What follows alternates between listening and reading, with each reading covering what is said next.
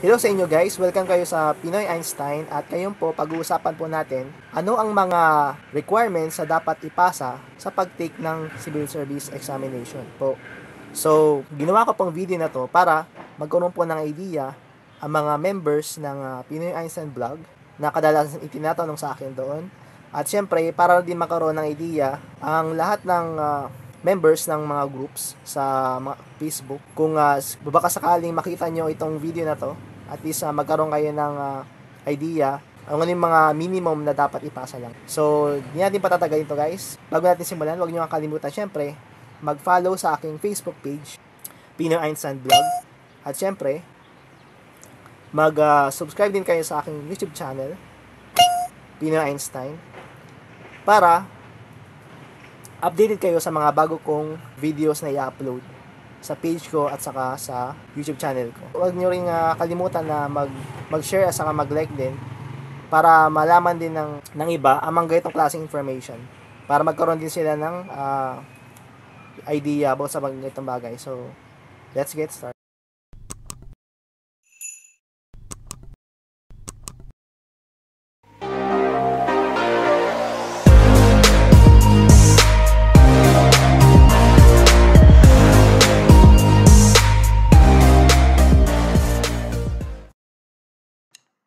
So, hello po sa inyo guys. Nandito po tayo ngayon sa PowerPoint presentation at may pangmagat na ano ang mga requirements na dapat ipasa sa pag-take ng Civil Service Examination. So, dito po sasabihin ko sa inyo ang minimum requirements na dapat ipasa at dapat yung gawin para makapag-apply ng exam na ito sa Civil Service. Ang pinakauna nyo pong gagawin sa minimum requirements is, siyempre, kukuha kayo ng application form or CS form number 100 revised September 2016. So ito pong form na to ay makukuha nyo po mismo sa opisina ng Civil Service Commission. At pwede nyo rin po ma-download ito sa kanilang website sa csc.gov.ph. So yun. Then next one is Xerox copy of valid ID. So marami pong klaseng valid ID na maaari nyong gamitin para ma-xerox nyo at ma-submit nyo sa Civil Service Commission. So ito po sila. Driver's license, then SSS ID, JSIS ID, PhilHealth ID, or current company office ID. So ito po yung sa kasalukuyang tinatrabahuan nyo pong opisina, pwede nyo pong magamit yon. Sa current school ID, so sa school, ID nyo sa school, kung college kayo, college ID, postal ID, BR ID, barangay ID, voter's ID, valid passport ID, ID rin to eh. Or kung wala kayong ID, pwede kayong magpagawa ng police clearance. So ito pa yung mga alam ko na valid ID na pwede nyo magamit para mapaserox at maisubmit sa pag-apply ng application. Bale, i-attach lang po itong Xerox copy ng valid ID sa application form. Okay? So, next one is passport size pictures with name tag.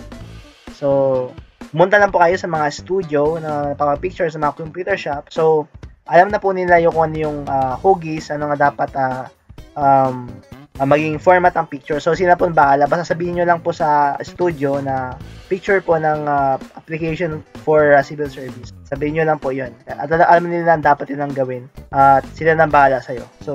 So by the way guys, may name tag rin dapat. So, dun po sa picture dapat may pangalan, may full name ka dun, and then sa taas po ay may pirma. Next one is syempre 500 peso. Ito po yung babayaran nyo para makuha nyo ang receipt. So yung receipt po na makukuha nyo sa Civil Service Commission, yan po yung gagamitin nyo pagdating ng examination. So kapag sinabi ng schedule, pupunta ka ng website nila, sasabihin nila yung gagawa sila ng something na website kung saan doon mo makikita yung kung saang room ka. And then, syempre, kapag dating ng examination, dadali mo po yung receipt. Tapos yung valid ID mo, paniguro lang. Kasi, nung experience ko kasi nag-take ako, hindi ako pinapasok nung examiner kasi wala akong valid ID. Kaya, maniguro ka lang, magdala ka pa rin ng valid ID in case na kailanganin. So,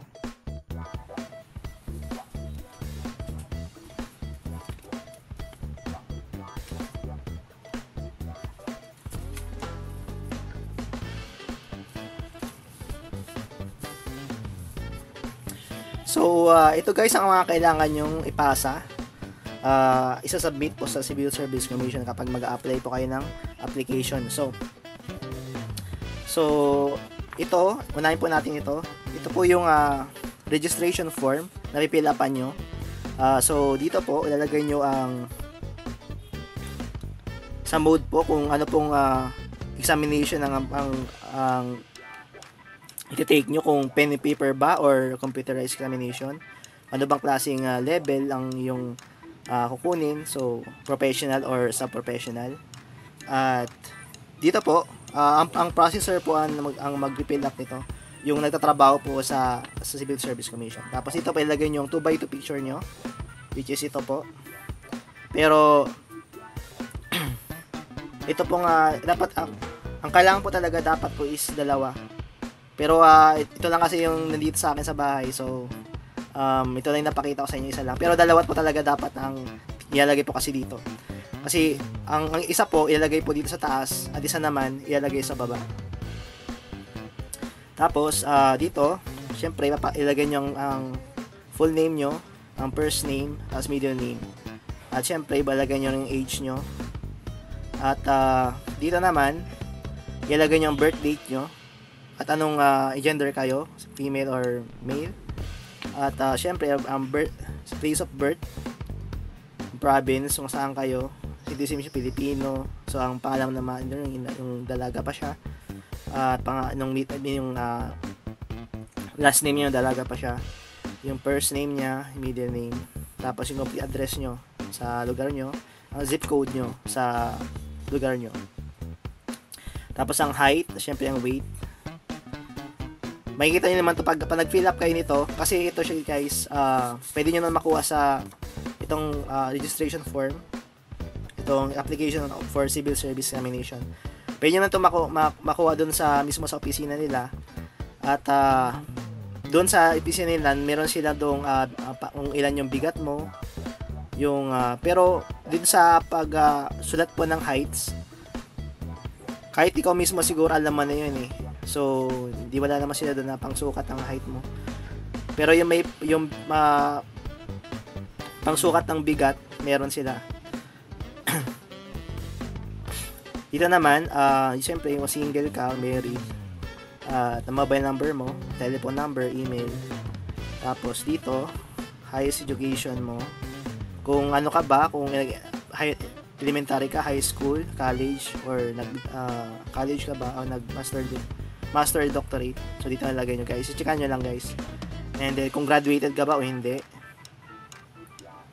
Then kung kailan ka nag-graduate, may honor ka. Tapos dito naman complete title, course, degree, and college. So kung yung pangalan, title lang yung course na kinuha, ilagay nyo dito guys, on major kayo. Like for example, kung teacher kayo, education, major in English, parang ganun. Education, so name of address in school attended. So address ng pinasukan yung school. Dito naman information on government examination pass, civil service. So ilagay mo dito kung meron ka na bang naipasa na eligibility ng civil service. Or kung nag-take kayo ng PRC na board exam, ilagay nyo dito guys. Or kung may napasa na kayo, meron na kayo ng eligibility. Kasi meron guys na eligibility under special laws na halimbawa kung nakuha nyo, pwede nyo ilagay dito. For example, kung nag-cum laude kayo, pwede nyo makuha ang SGE. So, ilagay nyo dito guys. Honor graduate eligibility. Kasi pero wala ng rating yan. Dito, date of examination, date eligibility granted. Kung saan, kailan mo siya nakuha. Place of examination, yun naman. So, dito naman, so, ilagay mo dito guys kung ilan yung nakuha mo. Kung halimbawa kung nakapasa ka sa PRC, ilagay mo dyan, halimbawa, licensure examination for teachers, tapos ang rating na nag-grade mo ng nakuha mo, at ang daily examination, tapos application examination. So, ganun lang guys. Next naman, present employment. Halimbawa kung nagtatrabaho ka ngayon, so, ilagay mo dito ang agency na current office na pinapasukan mo, at address niya, ang position ng job title mo, ano ka ba dyan, ano yung position mo dyan, and then yung number years of present. So ilang taong ka na ba dyan present sa agency na yan. So, dito naman, status of employment. Yan. Then, next is ito. Have you ever been dismissed from military service? Hindi ka. But most of the time dito, lagi nilang nino-know yan eh. Pero, syempre, kung sakali man na mayroong ganyan, pero, commonly, nino-know na lang yun siya. Tapos, yan. So, next, ito naman guys, pipilapan nyo rin to. Applicant name, first name, MI, tapos yung anong gender nyo, birth date nyo, tapos signature. Dito banda parang ano na po, ang mag-fill up nito yung processor na yung nagtatrabaho mismo sa ang officer mismo na nag-handle nito sa CSC. So, dito naman guys sa likod, yan. So, lagyan nyo ang signature nyo, ang printed name, right thumb mark. And then, yun. So, ito guys. Yun ang gagawin nyo guys. So, pilapan nyo lang po kung ano yung dapat pilapan. And then, actually, mag-guide, may kapag pumunta kayo sa Civil Service Commission, pero naman nag-guide doon kung ano man dapat pilapan. So, tuturuan kayo kung ano yung dapat pilapan guys mismo sa office nila. And then, syempre, kailangan nyo mag-xerox ng valid ID. So, ito yung valid ID ko. Actually, maraming valid ID yung pinigamitin. Pwede sa voter's ID or school's ID. Marami yung guys. So, itong gagawin nyo ay magsi-xerox copy kayo nito. And then, isasabay nyo po dito sa application form. And then, syempre, ito nabanggit ko na kanina. So, inulit ko po, kailangan po ng dalawa nito. So, magbibigay kayo ng dalawang picture na ganito. Kasi ililagay dito sa taas at sa baba. And then, pero kadalasan guys, ang pag nagpapagawa ka nito, 4. Pero hindi ko matandaan. Pero mukhang yung dalawa nito, ilalagay dito sa taas at sa baba. Tapos yung dalawa naman, parang gagamitin dun sa pag-fill up nyo mismo sa examination, pag nag-exam kayo. So, mas maganda ma-additional kayo kahit 4.